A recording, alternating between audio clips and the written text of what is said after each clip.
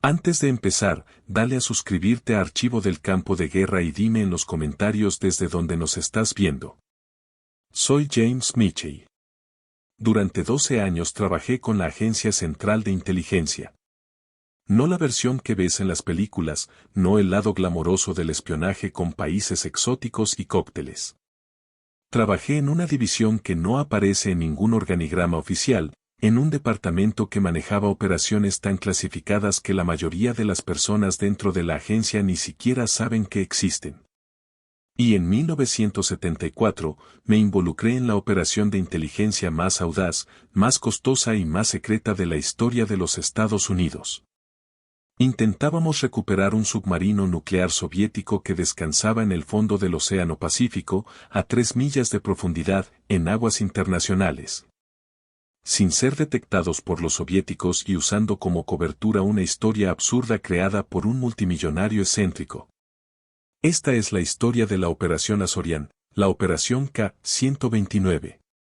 Y esta es la historia de lo que realmente encontramos cuando logramos sacar partes de ese submarino. Porque la verdad que fue publicada en 2010 cuando finalmente se desclasificaron los documentos, no es toda la verdad. Si estás escuchando esto, deja un comentario diciéndome desde dónde eres, tu ciudad, tu país, no importa. Porque lo que estoy a punto de contar afecta a todas las personas en este planeta.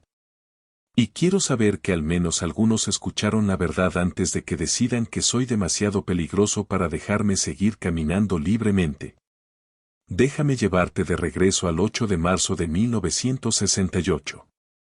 Ese fue el día en que todo comenzó, aunque ninguno de nosotros en la CIA lo sabía todavía. Ese día, un submarino soviético clase Golf II, designado K-129, se encontraba en una patrulla rutinaria en el Océano Pacífico, al noroeste de Hawái. 98 hombres a bordo, 3 misiles balísticos con cabezas nucleares en sus tubos, y todos los secretos de las operaciones submarinas soviéticas almacenados en sus códigos y equipos. Y ese día, por razones que aún no están del todo claras, el K-129 desapareció. Sin señal de socorro. Sin comunicación. Sin advertencia. Un momento estaba allí, en los sistemas de seguimiento navales soviéticos. Al siguiente, ya no existía. Se desvaneció en la oscuridad del Pacífico como si nunca hubiera estado allí. Los soviéticos entraron en pánico. Movilizaron todos los recursos que tenían, decenas de barcos y aeronaves, rastreando un área del océano del tamaño de Texas. Durante semanas buscaron usando cada pieza de tecnología a su alcance, y no encontraron nada. El Pacífico se había tragado uno de sus submarinos por completo, y no tenían idea de dónde ni por qué. Pero nosotros sí lo sabíamos, o al menos eso creíamos. Yo no participé en el descubrimiento inicial. En marzo de 1968 todavía estaba en entrenamiento, aprendiendo el oficio de la inteligencia, estudiando tácticas navales soviéticas, memorizando los planos de su flota submarina. Pero las personas con las que más tarde trabajaría fueron quienes lo descubrieron. La Marina de los Estados Unidos tenía un sistema llamado SOSUS, Sound Surveillance System, una red de vigilancia acústica submarina que se extendía por el Atlántico y el Pacífico, diseñada para detectar submarinos soviéticos por sus firmas sonoras. Miles de hidrófonos en el fondo del océano enviaban datos a centros de análisis, donde técnicos con auriculares escuchaban los sonidos del océano profundo, separando el ruido de ballenas y actividad geológica del sonido inconfundible de las hélices de un submarino. El 8 de marzo de 1968, uno de esos hidrófonos captó algo inusual. No el sonido de un submarino navegando normalmente, sino algo diferente. Una implosión. La firma acústica inconfundible de un casco de presión colapsando bajo el peso del océano profundo. Algo grande y metálico fallando catastróficamente en el Pacífico, al noroeste de Hawái. Los técnicos lo marcaron. Los analistas triangularon la posición usando múltiples hidrófonos. La inteligencia naval lo conectó con informes de actividad soviética en la región. Un submarino soviético había sufrido una falla catastrófica y se había hundido, y sabíamos aproximadamente dónde. La pregunta era, ¿qué íbamos a hacer al respecto? Me uní a la operación a principios de 1970, casi 2 años después del hundimiento del K-129. Para entonces, el análisis inicial ya se había completado.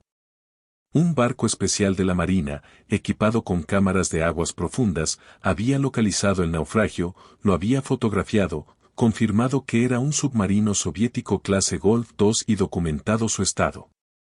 El submarino descansaba en el fondo del océano a una profundidad de aproximadamente 16.500 pies, 3 millas, en uno de los entornos más hostiles de la Tierra.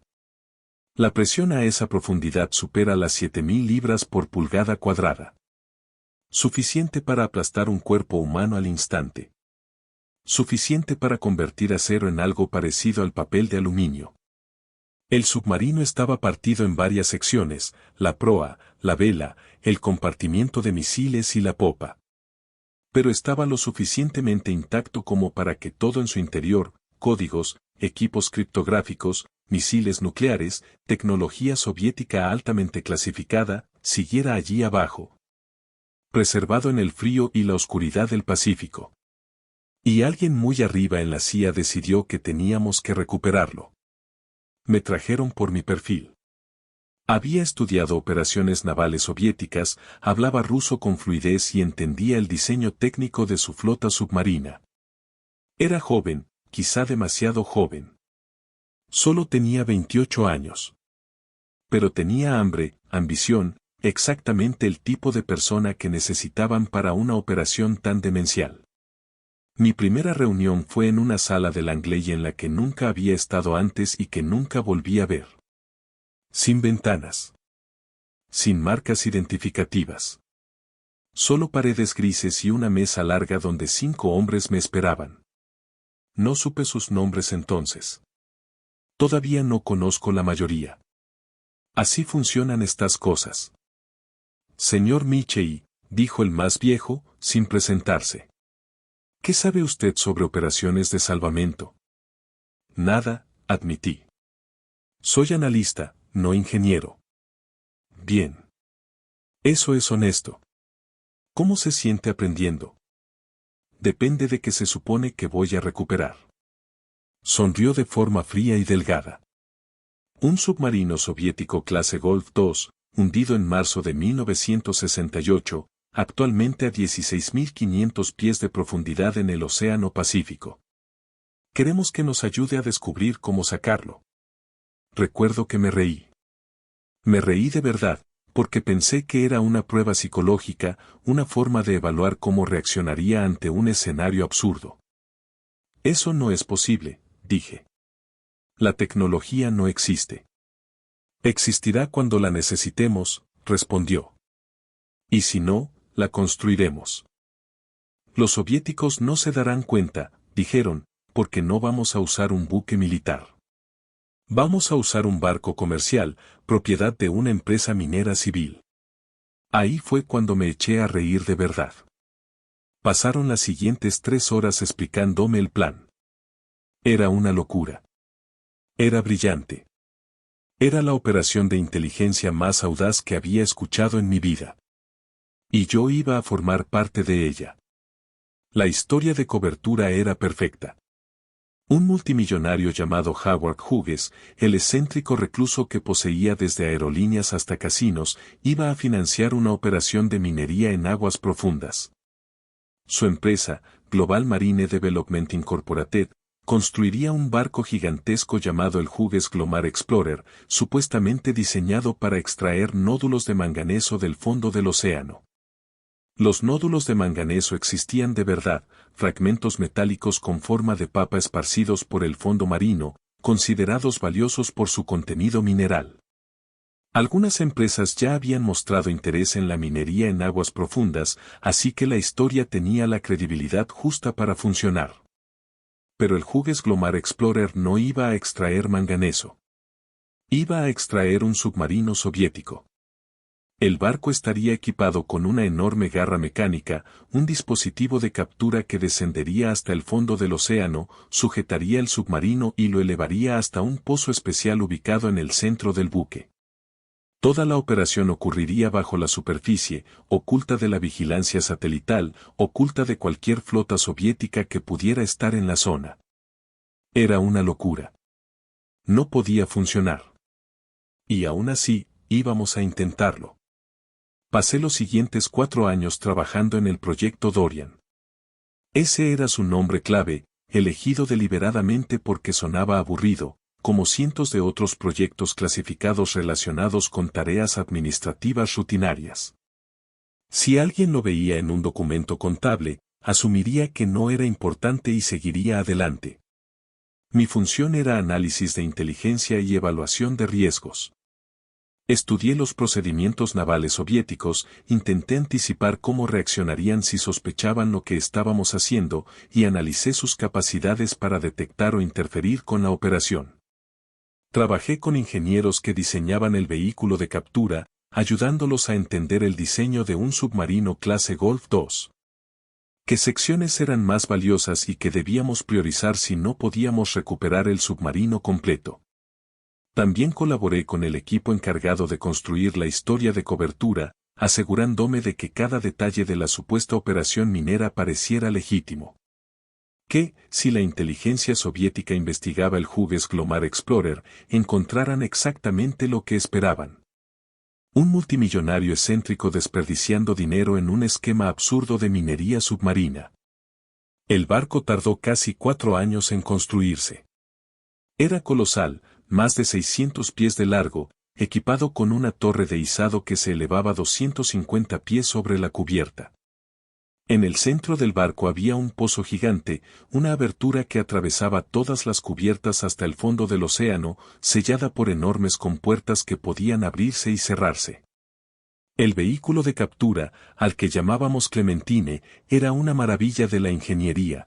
Pesaba más de 2.000 toneladas y estaba equipado con brazos capaces de rodear el casco del submarino. Visité el astillero una vez durante la construcción, usando casco de seguridad y una identificación que me presentaba como consultor de Global Marine Development. Caminé por la cubierta del Hughes Glomar Explorer, levanté la vista hacia la torre y traté de comprender la magnitud de lo que intentábamos hacer. Uno de los ingenieros notó que la observaba. Impresionante, ¿verdad? Aterrador, respondí con honestidad. ¿De verdad puede funcionar? Se encogió de hombros. Hemos hecho simulaciones por computadora, probado modelos a escala, construido los mejores datos que podemos diseñar. Pero nadie ha intentado levantar algo tan pesado desde esta profundidad antes. No sabremos si funciona hasta que lo intentemos. ¿Y si no funciona? Entonces habremos gastado unos $800 millones del contribuyente y construido el fracaso más caro de la historia. El barco completó sus pruebas a principios de 1974. Para junio, todo estaba listo. La tripulación se reunió, en su mayoría civiles que creían estar participando en una misión minera, con un pequeño grupo de agentes de la CIA mezclados entre ellos que conocían la verdadera misión. Los soviéticos todavía buscaban ocasionalmente al K-129, pero ya habían pasado a otras prioridades. El sitio de recuperación estaba en aguas internacionales, lejos de rutas aéreas comunes. Había llegado el momento. Yo no debía ir en la misión. Los analistas no van al campo, y menos en operaciones tan sensibles. Pero alguien en lo alto decidió que necesitaban a un oficial de inteligencia a bordo, alguien que entendiera los procedimientos soviéticos. Que pudiera evaluar lo que recuperáramos y tomar decisiones en tiempo real si algo salía mal. Así que en julio de 1974, abordé el Hughes Glomar Explorer en Long Beach, California. Me dieron un maletín y una identidad falsa. Dr. James Morrison, geólogo marino. Tenía credenciales falsas, publicaciones falsas en revistas académicas, una carrera completa inventada solo para esta misión. 3 días después estábamos en mar abierto, avanzando lentamente hacia el noroeste a 12 nudos constantes, mientras yo yacía en mi litera preguntándome en qué demonios me había metido. La primera semana fue monótona. Días interminables de tránsito oceánico, nada que ver excepto agua y cielo. La tripulación civil hacía su trabajo, mantenía el equipo, realizaba simulacros, actuaba como si esto fuera solo otro empleo. Los agentes de la CIA permanecíamos callados, apartados, esperando. Pasé el tiempo revisando archivos del K-129, estudiando las fotografías tomadas por las cámaras de aguas profundas, memorizando la disposición interna de un submarino clase Golf II. Conocía ese barco mejor que mi propio apartamento. Podía recorrerlo mentalmente, sabía dónde estarían las máquinas de cifrado, dónde se almacenaban las ojivas nucleares, dónde se encontraban los camarotes de la tripulación. Y pensé en los hombres que murieron en ese submarino. 98 marineros soviéticos que se hundieron con el K-129. Hombres jóvenes, en su mayoría conscriptos y oficiales cumpliendo su deber, sirviendo a su país. No eligieron morir en la oscuridad helada del Pacífico. No eligieron convertirse en parte de una operación de inteligencia.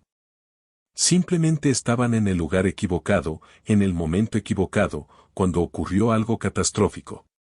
Nosotros íbamos a profanar su tumba. Íbamos a hurgar en su lugar de descanso final en busca de secretos. Se sentía mal. Incluso entendiendo la necesidad.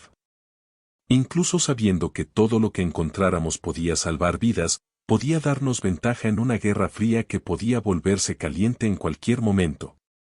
La Unión Soviética y los Estados Unidos estaban a una mala comunicación de la aniquilación nuclear. El K-129 transportaba 3 misiles, cada uno con una cabeza nuclear. Si podíamos obtener la tecnología de misiles soviética, obtener sus códigos, comprender sus procedimientos, quizá podríamos anticipar la guerra que acabaría con la civilización. Eso era lo que me decía a mí mismo.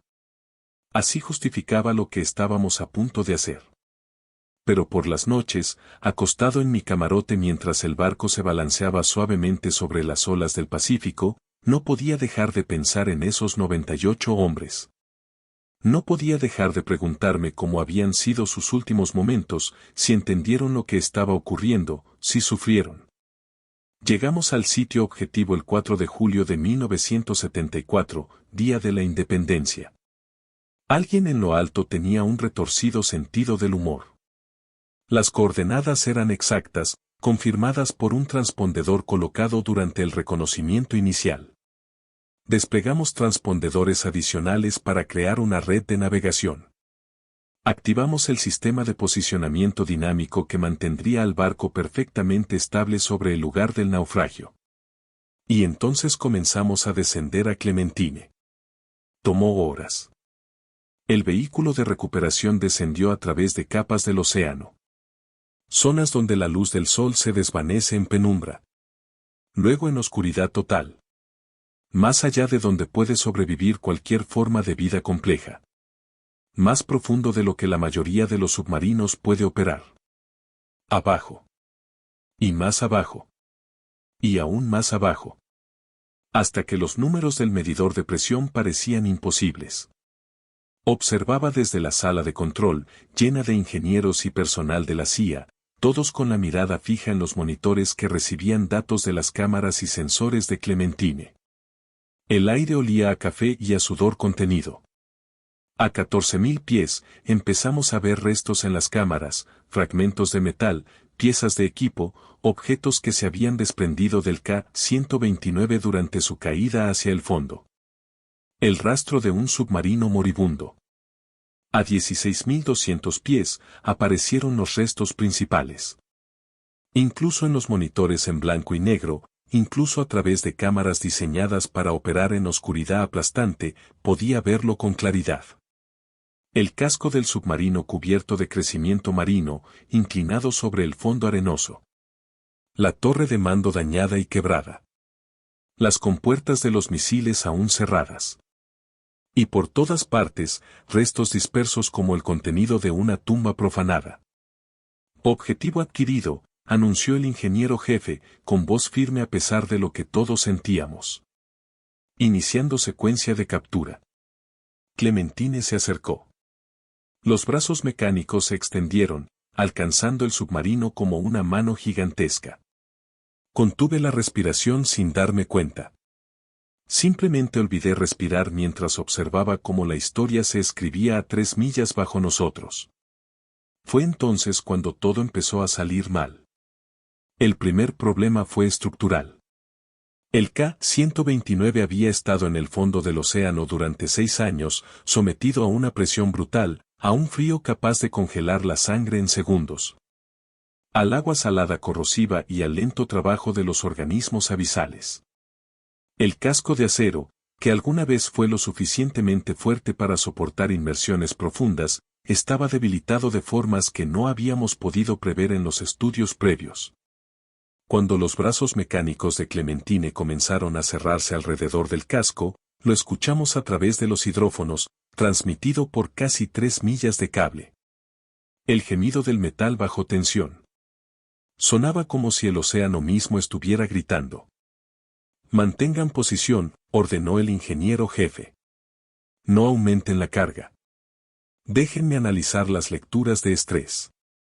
Esperamos mientras consultaba con su equipo, señalando pantallas que mostraban mediciones de fuerza, análisis estructurales, predicciones de puntos de fallo.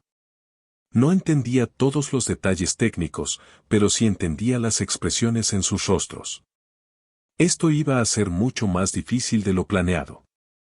La sección delantera está comprometida, dijo finalmente. Si intentamos levantar el submarino completo como una sola pieza, el casco probablemente se fracture. Podríamos perder partes importantes durante el ascenso. ¿Qué tan importantes? Pregunté, porque alguien tenía que hacerlo. Me miró con los ojos de alguien que ya había visto demasiadas operaciones fracasar. En el peor de los casos, el submarino se romperá en pedazos durante la elevación. Perderemos por completo la sección de popa. Tal vez también partes del compartimiento de misiles. ¿Y el mejor caso? Recuperamos la sección delantera y la torre de mando intactas. El comandante de la misión de la CIA, un hombre cuyo nombre aún desconozco, se inclinó hacia adelante. La sección delantera contiene la sala de cifrado, el equipo de comunicaciones y los alojamientos de la tripulación. Los misiles están en la parte trasera. Correcto. Entonces ajusten la captura. Enfóquense en la sección delantera. El ingeniero dudó. Las probabilidades mejoran. Quizá un 70% de éxito para recuperar material de inteligencia valioso, pero tendríamos que abandonar los misiles nucleares. Vi al comandante tomar su decisión. Lo vi sopesar el valor de los códigos y procedimientos soviéticos frente al impacto propagandístico de recuperar armas nucleares completas. Eligió la inteligencia sobre el espectáculo. Nosotros vinimos por información, no por misiles. Inicien la secuencia de captura ajustada. Durante las siguientes 18 horas, Clementine trabajó para asegurar su agarre sobre el K-129. Los brazos automáticos, cada uno equipado con sensores y monitores de carga, se posicionaban con extremo cuidado alrededor del casco. Era como ver una cirugía realizada por un aprendiz a 3 millas de distancia. Cada movimiento era calculado. Cada ajuste se detenía, se verificaba y se volvía a verificar. Tomé descansos para dormir, comer, caminar por la cubierta del Hughes Glomar Explorer y respirar aire marino que no oliera a café ni a circuitos electrónicos. En uno de esos descansos, me detuve en la borda y observé el Pacífico, tranquilo y oscuro bajo el cielo nocturno, tratando de imaginar lo que había debajo. Allá abajo, en una oscuridad tan absoluta que nunca había visto la luz del sol. Bajo una presión capaz de aplastarme como a un insecto. Equipos, no hombres con trajes de buceo, sino vehículos operados remotamente, fijaban cables a un submarino que había sido una tumba durante 6 años. Pero sí había hombres allí abajo. Los cuerpos de 98 marineros soviéticos, aún dentro del K-129, preservados por el frío y la presión. Íbamos a traerlos a la superficie. Íbamos a perturbar su descanso. A arrancarlos de la oscuridad y exponerlos a la luz del día. Pensé en sus familias. Padres a quienes les dijeron que sus hijos murieron en un accidente de entrenamiento. Esposas que recibieron pensiones, medallas y mentiras. Niños que crecieron sin padres, sin saber nunca la verdad sobre cómo murieron. Con dudas crecientes, me di la vuelta. Otro oficial de la CIA se había acercado a la barandilla. Se llamaba Sarah Davidson, encargada de la seguridad de comunicaciones. Tendría unos 35 años, con cabello oscuro y corto, y unos ojos que no se perdían nada. ¿Pensando en la operación?, preguntó. No. En la moralidad de todo esto. Asintió lentamente. Siempre. Leí los archivos soviéticos sobre el K-129, continué. Los informes oficiales que enviaron a las familias. Dicen que el submarino. Ausente durante patrulla programada. Tripulación declarada muerta. Sin sobrevivientes. Nunca siquiera les dijeron dónde se había hundido, porque en realidad no sabían con exactitud dónde ocurrió. Así que, de algún modo, continuó ella, nosotros estamos dándoles a esas familias algo que el gobierno soviético nunca hizo. Estamos honrando a sus hijos, a sus esposos, a sus padres. Los estamos trayendo a casa, aunque no sea al hogar que esperaban. Es una interpretación conveniente, dije. Tal vez. Pero me ayuda a dormir por la noche. Guardó silencio, mirando el agua oscura. ¿Sabes qué es lo extraño?, añadió. Los soviéticos enviaron un barco por esta zona hace 2 semanas. Lo captó un satélite de inteligencia. Estaban remolcando equipos de escucha, haciendo otra búsqueda del K-129. Sentí que la sangre se me helaba. ¿Hace 2 semanas? Sí. ¿Qué tan cerca estuvieron? A unas 50 millas de nuestra posición actual. Se marcharon después de 3 días. Continuaron su patrón de búsqueda en otra dirección. Hizo una pausa. Pero, James, siguen buscando. Después de 6 años, todavía siguen buscando. Eso significa que lo que hay en ese submarino, o realmente no quieren que lo tengamos, o quieren asegurarse de que nadie lo tenga. Antes de que pudiera preguntarle qué quería decir con eso, el sistema de altavoces del barco cobró vida. Todo el personal a sus puestos. Iniciamos el ascenso. La sala de control estaba abarrotada. Ingenieros en sus estaciones. Oficiales de la CIA observando los monitores. Incluso algunos miembros de la tripulación civil que tenían autorización para estar allí, aunque no sabían lo que realmente estábamos haciendo. Para ellos, habíamos encontrado algún tipo de depósito mineral valioso y estábamos probando el sistema de recuperación. El ingeniero jefe se colocó frente a la consola principal, con la mano sobre la palanca que controlaba el ascenso de Clementine. Todos los sistemas en verde. Vehículo de captura asegurado. Iniciando elevación a mi orden. Hizo una pausa. 3, 2, 1, ahora. Tiró de la palanca. En algún lugar, 3 millas debajo de nosotros, enormes cabrestantes comenzaron a girar. Cables de acero, cada uno diseñado para soportar cientos de toneladas, empezaron a tensarse. Y el K-129, después de 6 años en el fondo del Océano Pacífico, comenzó a moverse. La primera hora fue agonizante.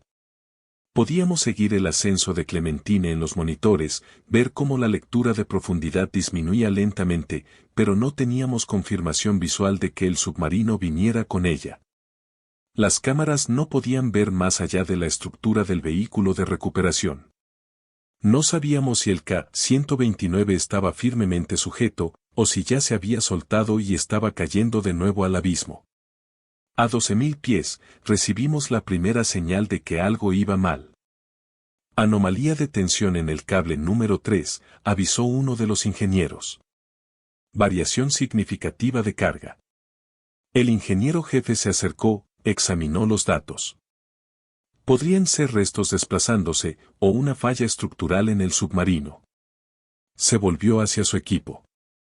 Sigan monitoreando. Ajusten tensión en los cables 1 y 4 para compensar. Continuamos el ascenso. 10.000 pies. 8.000 pies. El submarino atravesaba zonas donde la presión disminuía, donde la temperatura del agua cambiaba, donde toda la física del entorno se alteraba. A 5.000 pies, volvimos a oír el sonido.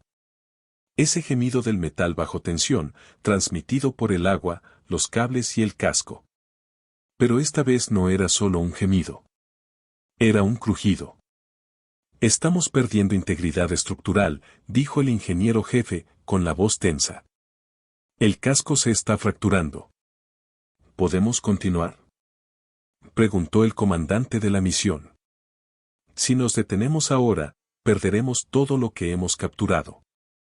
Si continuamos, podríamos perderlo de todos modos cuando el casco falle por completo, pero al menos estaremos más cerca de la superficie. El comandante no dudó. Continúen el ascenso. Velocidad máxima segura. El ritmo aumentó.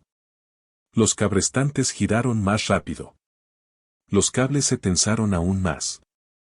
El K-129 subía a través de la oscuridad del Pacífico a una velocidad que ponía nervioso a cada ingeniero en la sala.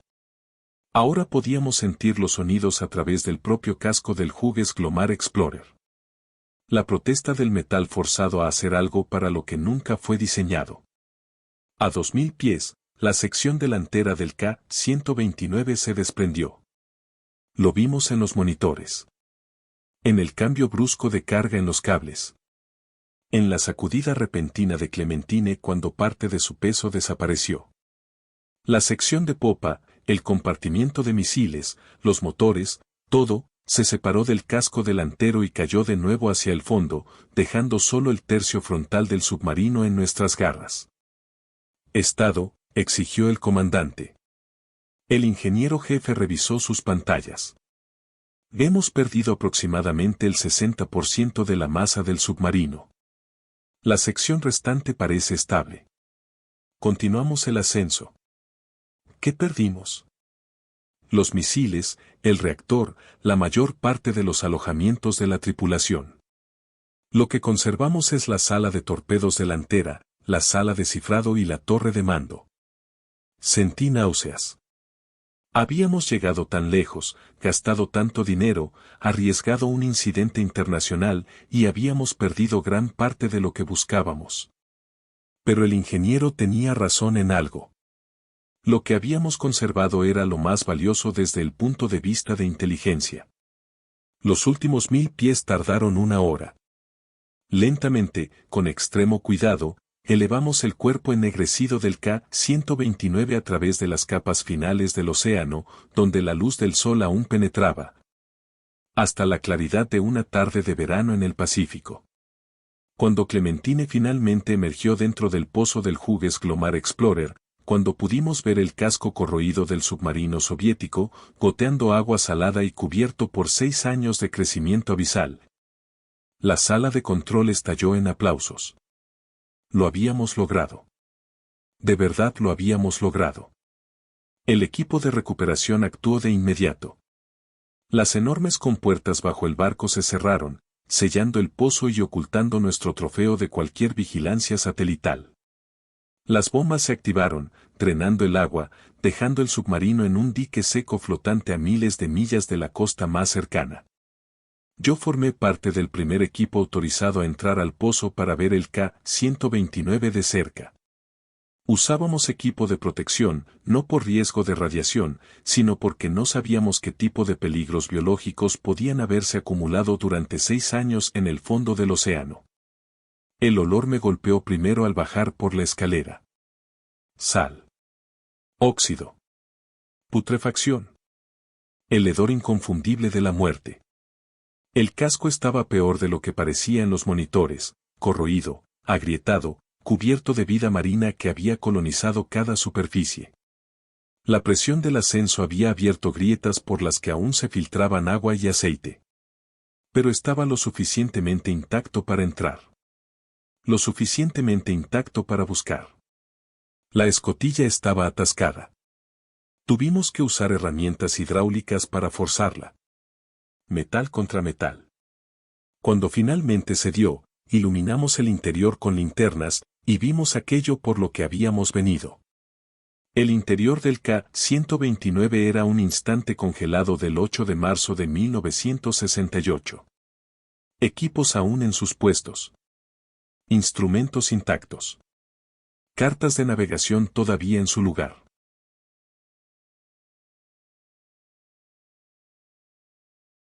Mapas de navegación y cuerpos por todas partes. Cuerpos. La tripulación soviética había muerto de forma instantánea cuando ocurrió el fallo catastrófico. Algunos aún estaban en sus puestos, con las manos sobre los controles, los rostros preservados por el frío extremo y la falta de oxígeno. Parecían figuras de cera. Como algo sacado de una exposición de museo. Excepto que eran reales. Habían sido hombres reales, con vidas reales.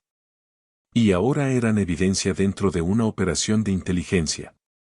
Sarah Davidson estaba conmigo en ese primer equipo de entrada. Escuché cómo se le cortaba la respiración al verlos. Dios mío, susurró. Son tan jóvenes. Lo eran. La mayoría parecía tener poco más de 20 años, tal vez principios de los 30 como mucho. Chicos. Literalmente chicos que habían sido enviados al mar en una máquina que los mató por algún fallo, alguna colisión, algún error de sistema que aún no comprendíamos. Documentamos todo. Fotografiamos cada cuerpo, cada pieza de equipo, cada fragmento de papel. La sala de cifrado estaba intacta. Las máquinas de encriptación seguían en su lugar. Los libros de códigos permanecían ordenados en sus compartimentos. Ese era el tesoro de inteligencia que habíamos venido a buscar. La razón oficial de toda la operación. Pero fueron los objetos personales los que más me afectaron. Cartas en los bolsillos. Fotografías de esposas, hijos y padres. Un anillo de bodas aún en el dedo de un marinero. Un pequeño objeto religioso apretado en la mano de otro. No eran solo tripulantes de un submarino soviético. Eran seres humanos que habían amado y habían sido amados, que habían tenido sueños, miedos y esperanzas. Pasamos 3 días inspeccionando el K-129, catalogándolo todo, retirando cuidadosamente equipos, documentos y restos humanos. El equipo técnico de la CIA desmontó las máquinas de cifrado, fotografió los documentos, recolectó muestras de todo, desde placas del casco hasta sistemas eléctricos. Y entonces preparamos los cuerpos para su entierro. Eso no estaba en el plan oficial de la operación. Pero el comandante tomó la decisión de todos modos. No podíamos conservar los cuerpos. No podíamos devolverlos a la Unión Soviética sin revelar lo que habíamos hecho. Pero sí podíamos darles dignidad. El 15 de julio de 1974, realizamos un entierro en el mar. 6 marineros soviéticos que pudieron ser identificados fueron colocados en bolsas funerarias y entregados al océano en una ceremonia que combinó tradiciones navales estadounidenses y soviéticas. Un capellán leyó oraciones en ruso y en inglés. Reproducimos el himno naval soviético. Y los devolvimos al Pacífico que los había reclamado 6 años antes. Me apoyé en la borda y observé cómo los cuerpos descendían. 6 formas oscuras hundiéndose en el azul profundo. Pensé en la ironía. Los sacamos del abismo solo para devolverlos, como si el océano tuviera un derecho sobre ellos que nosotros no podíamos anular. Sara estaba a mi lado. ¿Por qué hicimos esto?, preguntó en voz baja. El entierro. Podríamos haberlos eliminado sin más. Porque eran marineros, respondí. Y sin importar qué uniforme llevaran, merecían respeto. Hice una pausa. Y porque quizá algún día alguien haga lo mismo por nosotros. Regresamos el Hughes Glomar Explorer a puerto a finales de julio. Misión cumplida. Objetivos asegurados. La sección recuperada del submarino fue trasladada a una instalación ultrasecreta donde analistas pasarían años estudiándola. Los libros de códigos fueron enviados de inmediato a los equipos de criptografía. El equipo fue sometido a ingeniería inversa. Y el mundo nunca se enteró. Los soviéticos siguieron buscando al K-129 sin saber jamás que lo habíamos encontrado. La prensa nunca descubrió la operación Azorian. Incluso la mayoría de la CIA no sabía lo que habíamos hecho. Durante 36 años, la operación permaneció en secreto. Uno de los golpes de inteligencia más exitosos de la Guerra Fría, oculto a plena vista. Pero hay algo que nunca se contó. Algo que permaneció clasificado incluso después de la desclasificación parcial en 2010. Encontramos otra cosa en el K-129. Algo que no aparecía en ningún informe de inteligencia. Algo que no figuraba en ningún inventario soviético. Algo que no se suponía que existiera. En la sala de cifrado, dentro de una caja fuerte sellada que tuvimos que abrir con sopletes, encontramos documentos. No libros de códigos. No órdenes operativas. Informes. Informes escritos en ruso que describían algo que la tripulación del K-129 había encontrado durante su patrulla. Algo en el agua. Algo que no debería haber estado allí. Y cuando leímos esos informes, entendimos por qué el submarino se había hundido. Entendimos por qué los soviéticos seguían buscando después de 6 años. Entendimos que lo que destruyó al K-129 no fue un fallo mecánico ni un accidente. Fue otra cosa por completo. Los documentos estaban marcados con un nivel de seguridad que yo nunca había visto antes. No era secreto ni alto secreto. Era algo distinto. Una nota manuscrita en ruso que se traducía aproximadamente como: solo para los ojos del comandante. No archivar.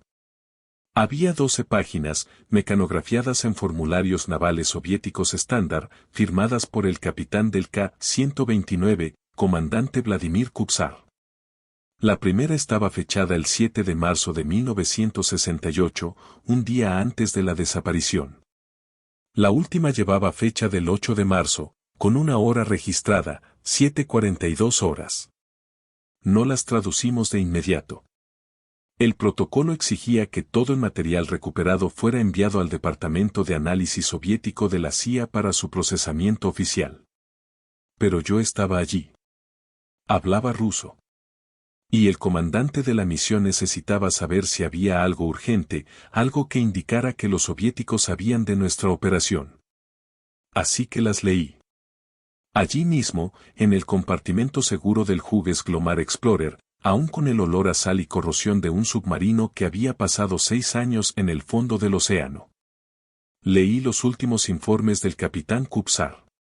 Y lo que leí cambió todo lo que creía saber sobre el K-129. La primera entrada era rutinaria. Un informe de estado describiendo la ruta de patrulla, las condiciones meteorológicas, la preparación de la tripulación. El tipo de informe que cualquier comandante de submarino enviaba con regularidad. Pero la segunda entrada, fechada el 7 de marzo a las 14:30 horas, era diferente. Contacto sonar a rumbo 270. Distancia aproximada, 2000 metros. El contacto no coincide con ninguna firma conocida de embarcaciones. Perfil acústico incompatible con submarinos o buques de superficie en inventarios soviéticos o estadounidenses. Intentando clasificación. Sentí un escalofrío. El K-129 había detectado algo en el agua con ellos. Algo que su operador sonar no podía identificar. Las entradas continuaban, volviéndose más detalladas y más inquietantes con cada página. 15:40 horas. El contacto mantiene posición paralela a nuestro rumbo a distancia constante. No responde a ping activo. La firma acústica pasiva muestra oscilaciones de baja frecuencia no consistentes con propulsión mecánica conocida. Recomiendo alertar al mando de la flota. 17:20 horas. Intentamos cambiar rumbo y velocidad para romper contacto. El objeto ajusta su trayectoria de forma exacta, manteniendo separación de 2000 metros. El técnico sonar senior informa que la firma acústica genera interferencias en nuestros propios equipos. Comunicaciones con el mando de la flota intermitentes. 19 horas. Observación del capitán. Lo que sea que nos está siguiendo posee capacidades muy por encima de cualquier tecnología conocida. No es un submarino. Los patrones de movimiento indican inteligencia e intención. La moral de la tripulación se está deteriorando. Solicito permiso para ejecutar maniobras evasivas creíbles y romper contacto. Terminé de leer y levanté la vista hacia Sara, que había estado leyendo por encima de mi hombro. Tenía el rostro completamente pálido. ¿Qué demonios había ahí fuera con ellos?, preguntó. No lo sé, dije. Pero empeora. Las entradas del 8 de marzo eran frenéticas. El tono formal del capitán se desmoronaba, transformándose en algo cercano al pánico. 3:30 horas. El objeto se aproxima a 500 metros. Aún no hay contacto visual, pero el sonar indica un desplazamiento masivo, aproximadamente 3 veces el tamaño de esta nave. El casco experimenta vibraciones anómalas. Varios miembros de la tripulación informan escuchar sonidos a través del casco, como si el metal estuviera siendo reescrito, tonos agudos cantados que provocan fuertes dolores de cabeza y desorientación. 5:15 horas. Ingeniería reporta fluctuaciones de energía inexplicables. La temperatura del reactor aumenta por encima de los parámetros normales. Sistemas de respaldo fallando. El objeto está ahora directamente debajo de nosotros. El operador de sonar afirma que nos está observando. No tengo explicación para esta afirmación, pero observo el mismo patrón en las pantallas.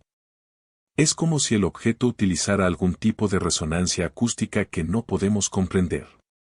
6:30 horas. Emergencia. El objeto ha hecho contacto con nuestro casco. Contacto físico.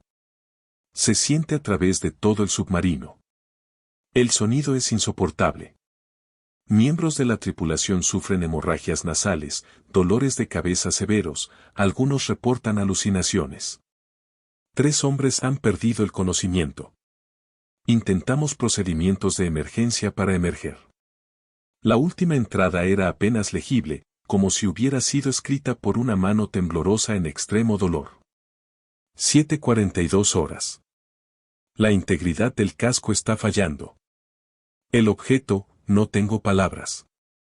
Está presionando contra nosotros. O tal vez somos nosotros los que estamos siendo empujados contra él. El metal está gritando. El agua entra por juntas que no deberían abrirse. Estamos demasiado profundo para emerger ahora. El reactor. Dios nos ayude. El reactor está entrando en estado crítico. Puedo oír a mi tripulación muriendo. Puedo oírlos gritar a través de los mamparos. Sea lo que sea esto, sea lo que encontramos, no es de ninguna nación humana. Digan a mi esposa que la amo. Digan a mi hijo que morí sirviendo a la patria. No permitan que nadie más se acerque a estas coordenadas. No. Ahí terminaba. No había firma. No había palabras finales. Solo un corte abrupto, como si el capitán Kupsar hubiera sido interrumpido a mitad de la frase, o como si los sistemas del submarino hubieran colapsado por completo en ese instante. Dejé los documentos sobre la mesa con las manos temblando. Sara me miraba fijamente, esperando que dijera algo que hiciera que todo aquello tuviera sentido. Esto no puede ser real, dije. Tiene que ser algún tipo de guerra psicológica, desinformación, algo preparado por si alguna vez encontraban el submarino. ¿Tú crees eso de verdad? No. No lo creo. Llevamos los documentos inmediatamente al comandante de la misión. Los leyó sin cambiar la expresión, luego los colocó con cuidado dentro de un sobresellado, marcado con códigos que yo no reconocía. Esta información queda ahora clasificada bajo protocolos especiales de acceso, dijo en voz baja. Ninguno de ustedes vio estos documentos. Ninguno de ustedes los leyó. Serán transferidos de inmediato a un equipo de análisis compartimentado que opera fuera de los canales habituales de la CIA. No puede hablar en serio, protestó Sara. Si hay algo ahí fuera capaz de destruir un submarino nuclear, capaz de provocar los efectos descritos en estos informes, necesitamos saberlo. La flota necesita saberlo.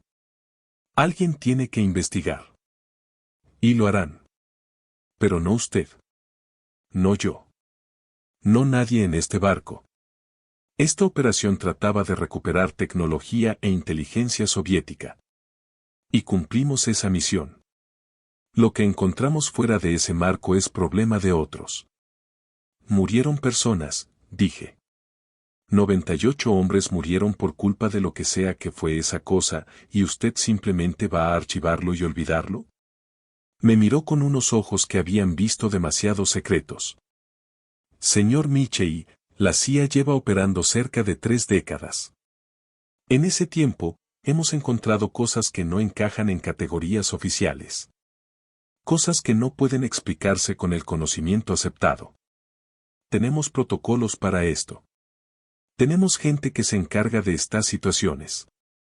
Y el acuerdo es claro, cuando encontramos algo así, lo sellamos, lo clasificamos y dejamos que los especialistas se ocupen.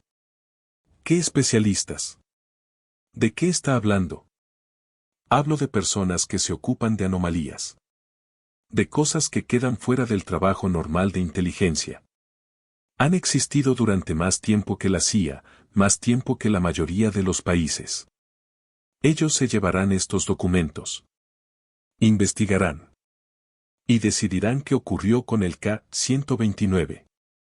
Pero usted y yo nunca sabremos qué descubran. Así funciona esto.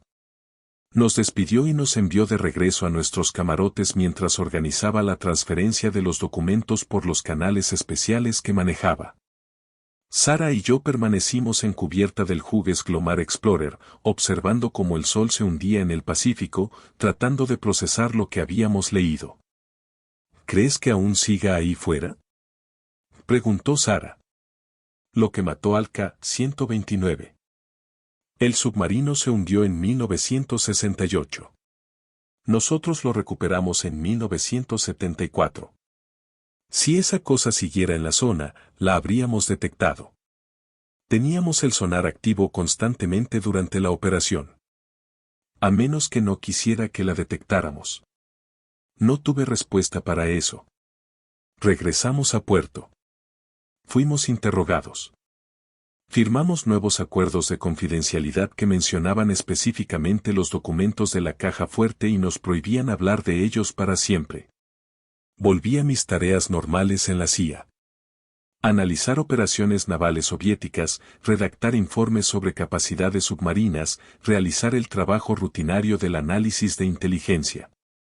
Pero no podía olvidar lo que había leído. No podía dejar de pensar en las últimas palabras del capitán Kupsar. En 98 hombres muriendo en la oscuridad, mientras algo presionaba contra su casco y su reactor entraba en estado crítico. Comencé a investigar con cautela, usando solo fuentes abiertas, buscando incidentes similares. Y los encontré. El USS Scorpion, perdido en 1968, apenas 3 meses después del K-129. La explicación oficial hablaba de un posible fallo de torpedo, pero el análisis mostraba anomalías. Daños externos en el casco. Tripulación encontrada en posiciones que sugerían agonía extrema antes de la implosión.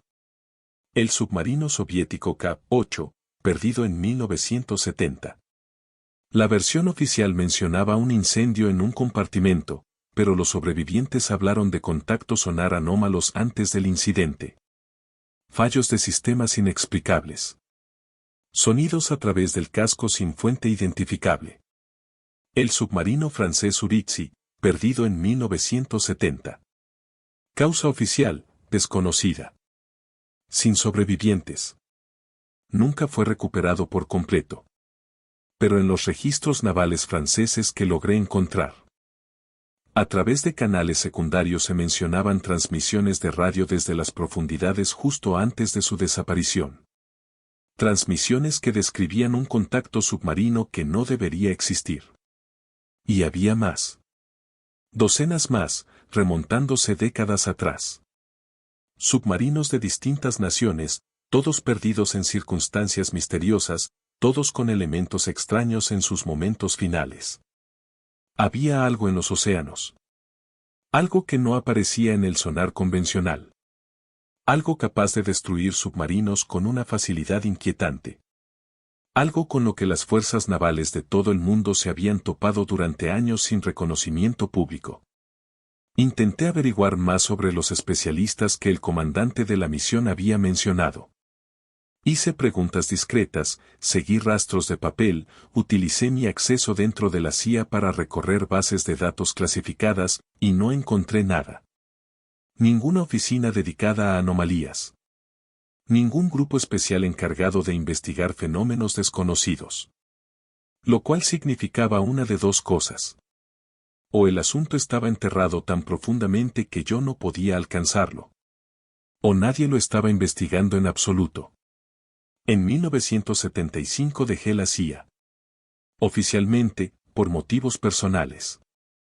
Extraoficialmente, porque no podía seguir trabajando para una organización que encontraba algo como lo del K-129 y simplemente lo archivaba y lo olvidaba.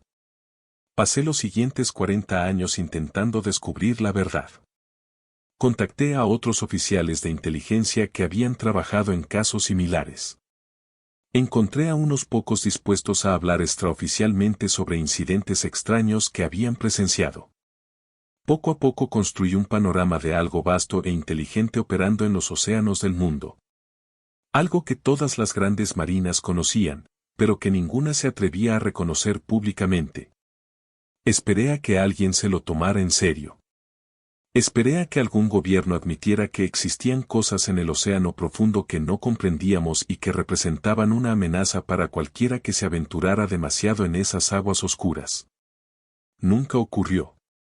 El K-129 fue oficialmente declarado perdido por un fallo mecánico. La operación Azorian fue parcialmente desclasificada en 2010, con la historia cuidadosamente editada para eliminar cualquier mención de los documentos que encontramos. Cualquier indicio de que el hundimiento del submarino hubiera sido algo más que un accidente desafortunado fue borrado. La verdad fue enterrada, archivada, olvidada, excepto por personas como yo, que sabemos que no fue así. Grabo esto ahora porque tengo 78 años y no viviré para siempre. Porque esta historia necesita ser contada, aunque nadie la crea. Porque esos 98 marineros soviéticos merecían algo mejor que morir en la oscuridad a manos de algo que su propio gobierno se negó a reconocer. Algo mejor que convertirse en una nota al pie de una operación de inteligencia clasificada. Las últimas palabras del capitán Kupsar eran correctas.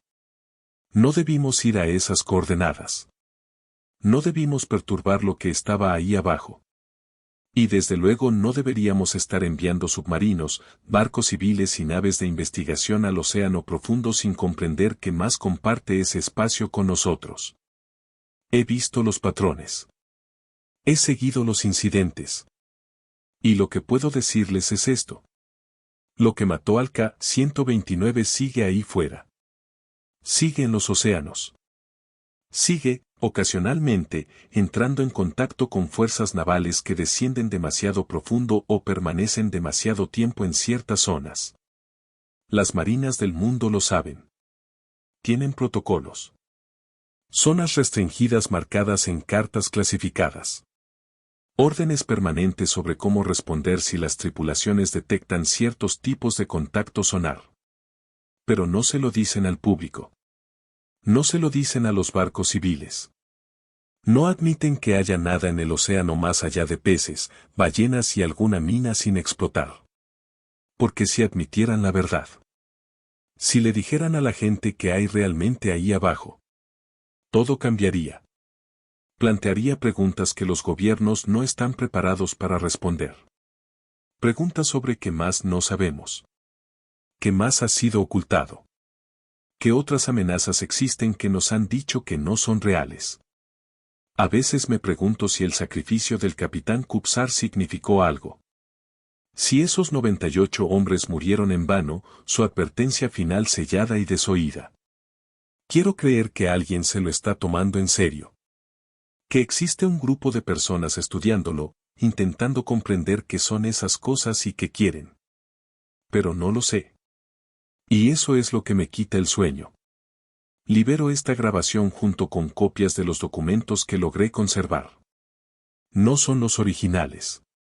Esos fueron confiscados por el comandante de la misión y absorbidos por el sistema clasificado que mencionó. Pero los memoricé. Los transcribí de memoria años después. Los mantuve ocultos hasta ahora. Alguien necesita saber. Alguien necesita seguir haciendo preguntas. Porque el océano Pacífico es inmenso. Los océanos del mundo lo son aún más. Y si lo que encontramos en el K-129 es cierto, si los informes del capitán Kupsar son reales, entonces no estamos solos ahí abajo. Nunca lo hemos estado. Y lo que comparte las profundidades con nosotros no es amistoso. La Unión Soviética cayó en 1991. La Guerra Fría terminó. Las justificaciones geopolíticas para operaciones como Azorian se convirtieron en notas históricas. Pero las cosas en el océano no cambiaron. Siguen ahí. Siguen interactuando con fuerzas navales que entran en su territorio. Siguen, ocasionalmente, destruyendo submarinos y barcos por razones que no comprendemos. He escuchado rumores, informes profundos y no oficiales de personas que trabajan en inteligencia naval, de que los incidentes están aumentando. De que lo que sea que sean estas cosas se están volviendo más activas, más agresivas. De que ha habido encuentros cercanos, situaciones en las que barcos escaparon por poco. Si eso es cierto, entonces se nos acaba el tiempo. Tiempo para estudiar este fenómeno. Tiempo para comprenderlo. Tiempo para desarrollar defensas, protocolos, o lo que sea necesario para coexistir con lo que hay ahí abajo. O tiempo para dejar de aventurarnos en el océano profundo por completo. Esa es mi advertencia. Eso es lo que aprendí de la Operación Azorian, del K-129 y de 40 años de observar, esperar y buscar respuestas. El océano no está vacío. No es seguro. Y hay cosas ahí abajo mucho más peligrosas que cualquier arma creada por el ser humano. Soy James Michey, exoficial de inteligencia de la CIA, testigo de la Operación Azorian, guardián de secretos destinados a permanecer enterrados. Si estás escuchando esto, si estás leyendo esto, entiende que lo que te he contado es verdad. Cada palabra. Y si alguna vez te encuentras en un barco en el Pacífico profundo, si tu sonar detecta algo que no coincide con ninguna firma conocida, si escuchas sonidos a través del casco que no deberían existir, recuerda la última advertencia del capitán Kupsar. No investigues. No intentes establecer contacto.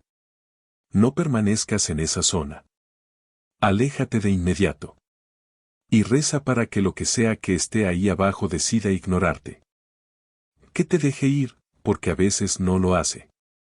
A veces sigue persiguiéndote. Y a veces, como ocurrió con el K-129, se pega contra el casco y grita, hasta que el metal se desgarra y el agua irrumpe, y todos a bordo mueren en la oscuridad, a 3 millas de profundidad. Donde nadie los encontrará jamás, o al menos donde nadie debería encontrarlos nunca. Encontramos al K-129. Sacamos a la superficie sus secretos. Leímos las últimas palabras de su capitán. Y comprendimos que algunas tumbas no deberían ser perturbadas. Lo siento, capitán Kupsar. Lamento que no hayamos podido atender tu advertencia. Lamento que no hayamos podido decirle al mundo lo que descubriste. Lamento que tu tripulación muriera convertida en una nota clasificada dentro de la operación de inteligencia de otra persona. Pero estoy contando tu historia ahora, por lo que valga. Que tú y tu tripulación descansen en paz. Que aprendamos de vuestro sacrificio. Y que tengamos la sabiduría de mantenernos alejados de las profundidades donde esperan cosas que no comprendemos. El océano guarda sus secretos. Pero a veces, si miras con atención. Si lees los informes clasificados. Si unes los patrones y sigues el rastro de incidentes extraños. Puedes escuchar esos secretos gritando. Eso es lo que escucho ahora. Cada vez que miro el océano. Cada vez que pienso en el K-129. Escucho a 98 hombres gritando en la oscuridad. Y escucho algo más también. Algo que suena como un canto. Tonos agudos que provocan dolores de cabeza y desorientación. Sonidos que no deberían existir. El océano está cantando. Y deberíamos tener miedo de lo que esa canción significa.